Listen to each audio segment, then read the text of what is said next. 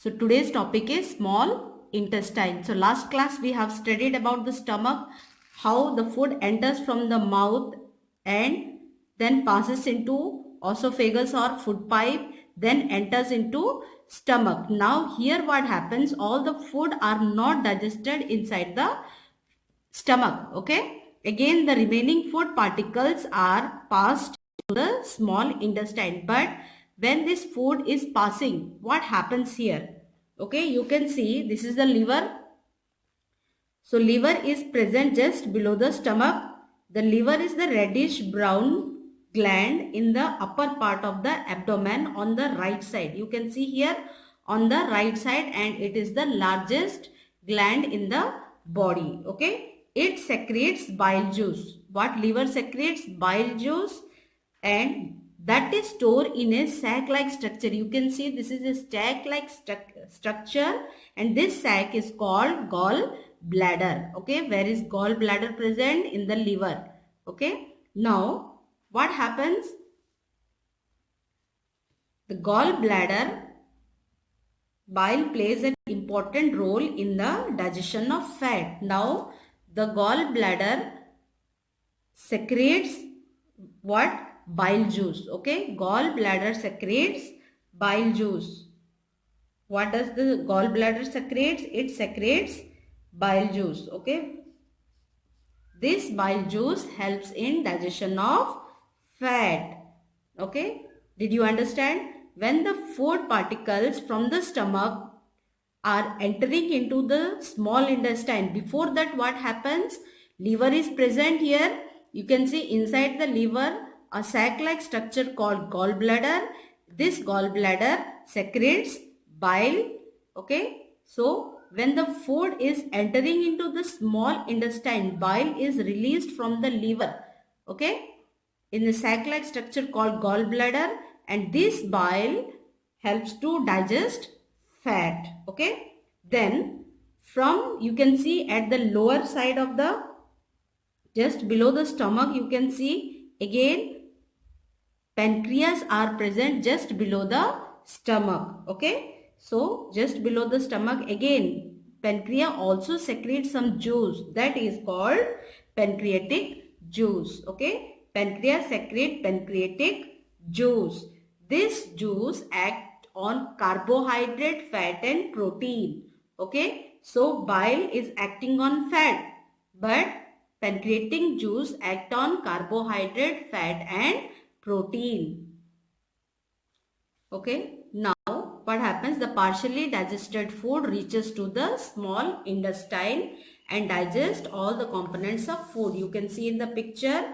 Okay, the partially digested food is not digested in the stomach. Okay, so the food particles is entering into the small intestine. This is the small intestine. Now partially food is entering into the small intestine. Okay, then what happens? In the small intestine, carbohydrate is digested into cellulose, fat into fatty acid and glycerol, protein into amino acids. Okay, carbohydrate like sugar breaks into glucose, fat breaks into fatty acid and glycerol, protein breaks into amino acids. So almost all the digestion is completed in the small intestine. Digestion is not completed in the stomach. Digestion is completed in the small intestine. And also let us see absorption in small intestine. After the food is digested in small intestine. So what is digestion? Digestion is the breaking down of large food particles into simple particle is called digestion. Okay. Then after digestion in small intestine, absorption also takes place in small intestine. What is absorption? The process by which the digested food are absorbed by the blood. Okay, the process by which the digested food are absorbed by the blood is called absorption. Okay, now the digested food now passes into blood vessels in the walls of the intestine. Okay, now this is, I told you, this is the small intestine. From the stomach the food enters into the small intestine, Now what happens in the walls, means in the corners of the small intestine, there is a thousand finger like projection, okay, outgrowth, finger like outgrowth. You can see this looks like a finger and it is called villi, okay, and in singular it is called villus. So each villus has a network of blood vessel. Every villus is having a network of blood vessels, okay. The surface of villi absorbs the digested food material. Now in the small intestine only absorption of food takes place. This absorbed digested food are transported from the blood to different organs of the body. After the food is digested by the walls of the small intestine, okay, by the walls of small intestine, then it is transported to the other parts of the body. This process is called assimilation, okay. The substance used in required parts of the body is called assimilation. After that, the body uses those digested food. In cells, okay, we are having cells. So in our cells, glucose breaks down with the help of oxygen. We breathe oxygen.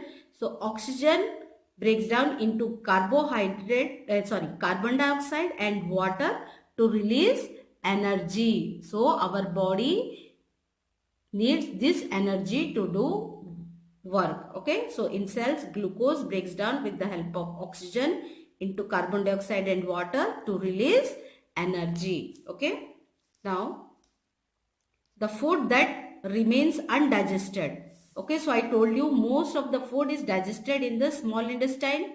Now some of the food are not digested, okay, and they passes into the large intestine. This is the large intestine. The food remains undigested and absorbed, enters into the large intestine.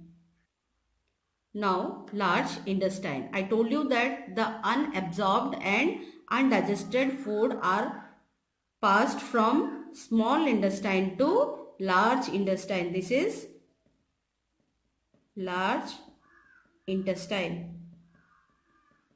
Now large intestine is wider. As you can see, this is wide, okay, and shorter than small intestine, but short than small intestine. It is about 7 meter, I told you, but large intestine is about 1.5 meter only. Okay, what is the function of large intestine? Its function is to absorb water and some salt from the undigested food material, okay.